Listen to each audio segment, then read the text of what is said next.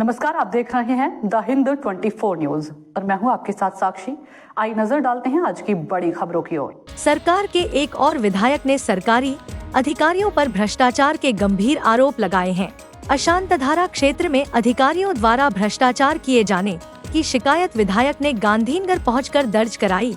अशांतधारा क्षेत्र में संपत्तियों के ट्रांसफर तबादले को लेकर एक बार फिर माहौल गर्म हो गया है। पूर्व विधायक अरविंद राणा ने राजस्व विभाग की अतिरिक्त मुख्य सचिव डॉक्टर जयंती रवि को लिखित शिकायत सौंपी। शिकायत में पुलिस, मामलतदार और डिप्टी कलेक्टर प्रांत कार्यालय पर भ्रष्टाचार के आरोप लगाए गए हैं। अशांतधारा क्षेत्र में गैर हिंदुओं द्वारा खरीदी गई संपत्तियों की जांच करने और इस पर सौंप मानक प्रक्रिया बनाने की मांग की गई है। हिंदू बहुल इलाकों में गैर हिंदुओं को दी गई मंजूरियों में भारी भ्रष्टाचार के आरोप लगाए गए हैं। वर्ष 2022 से 2025 तक ट्रांसफर की गई सभी संपत्तियों को रद्द रिवोक करने की मांग की गई है। स्थानीय लोगों को बिना जानकारी दिए जारी आदेशों को रद्द करने की सख्त मांग की गई है। यह भी आरोप लगाया गया कि पुलिस की निगेटिव रिपोर्ट के बावजूद राजस्व विभाग के कुछ अधिकारियों ने संपत्तियों को बिना मंजूरी ट्रांसफर कर दी।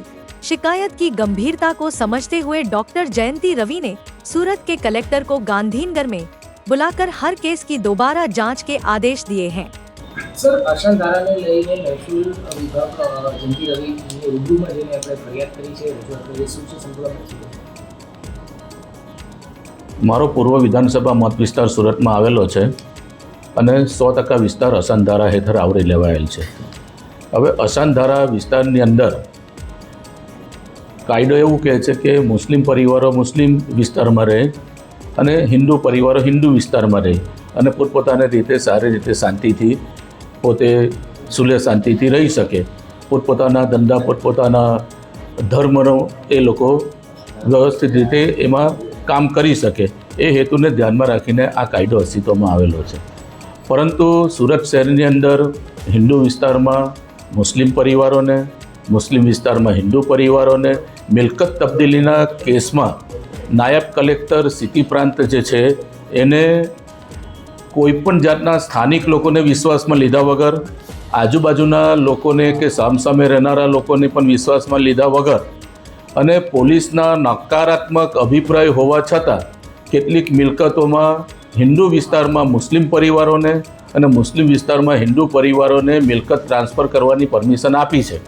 આ અંગે સુરતના કલેક્ટરશ્રીને પણ વારંવાર રજૂઆત કરી, સુરતના કલેક્ટરશ્રીની સંકલનમાં પણ વારંવાર રજૂઆત કરી, છતાં પણ નાયબ કલેક્ટરશ્રી દ્વારા મહેસૂલ વિભાગ દ્વારા આ એકતરફી આવી જે મંજૂરી આપવામાં આવે છે, તો એના માટે હવે એક જ રસ્તો અમારા માટે બચેલો છે ચૂંટાયેલા પ્રતિનિધિ માટે કે રાજ્ય સરકારના મુખ્ય અધિક સચિવ જયંતી રવિ મેડમ જે છે મહેસૂલ ખાતાના, એમને આ તમામ કેસો લઈ જઈને મેં રજૂઆત કરી અને રજૂઆતના આધારે તેઓને પણ એવું લાગ્યું કે જો કાયદો અને વ્યવસ્થાની સ્થિતિ ખરાબ થતી હોય અને પોલીસનો અભિપ્રાય જો નેગેટિવ આવતો હોય તો નાયબ કલેક્ટરે આવા જે કંઈક નિર્ણયો કરેલા છે એ નિર્ણયમાં ફેરવિચારણા કરવી જોઈએ અને મેં પણ 2022થી 2025 સુધીમાં આવી મિલકતો ટ્રાન્સફર થઈ હોય તો એ ટ્રાન્સફર થઈ છે એ ભ્રષ્ટાચાર યુક્ત થઈ છે એવા સ્પષ્ટ આક્ષેપ સાથે મેં જ્યારે રજૂઆત કરી છે ત્યારે એમને આ તમામ કેસોને રિવોક કરવા માટેની સંમતિ આપી છે અને એવી મને ખાતરી આપી છે। સર, આજુબાજુના લોકોની પરવાનગી વગર હુકમો કર્યા હોય તે રદ કરવાની પણ આખરી માંગ કરી છે। હા, તે તમામ કેસોને રિવોક કરવા માટેની એમને ખાતરી આપી છે અને સદનસીબે તે વખતે ગાંધીનગરમાં સુરતના કલેક્ટરશ્રી હાજર હતા અને કલેક્ટરશ્રીને પણ બોલાવીને આ જે કંઈક મારી રજૂઆત છે એ રજૂઆતમાં તથ્ય હોવાનું એમને જણાવ્યું અને એમને કહેવું છે કે આ તમામ જે કેસો છે એમાં ઉચ્ચ કક્ષાની ઇન્ક્વાયરી બેસાડીને આ તમામ કેસોને રિવોક કરવામાં આવે। અને આ ભ્રષ્ટાચાર કોને કોને કર્યા હોય કઈ રીતે આ જેને પણ આ પરવાનગી આપી છે એ પરવાનગી આપનાર જે કોઈ તત્વો છે એ આમાં ભ્રષ્ટાચારમાં સામેલ હોવાનું સ્પષ્ટપણે જણાઈ આવે છે। એમના વિરુદ્ધમાં કોઈ પગલાં લેવાની વાત કરી? હા, તો આ રિવોક થશે, કેસો બધા રિવોક થશે, કેસોની ઇન્ક્વાયરી થશે, આજુબાજુના લોકોને જે છે તે લોકોની જ્યારે એ લોકોને સંમતિ કે ના સંમતિ લેવાશે ત્યારે જે હશે તે ખબર પડશે અને જે ખબર પડશે તેના આધારે જે કંઈક નિયમમાં આવશે તે રીતે પગલાં લેવામાં આવશે। देखते रहिए द हिंद 24 न्यूज।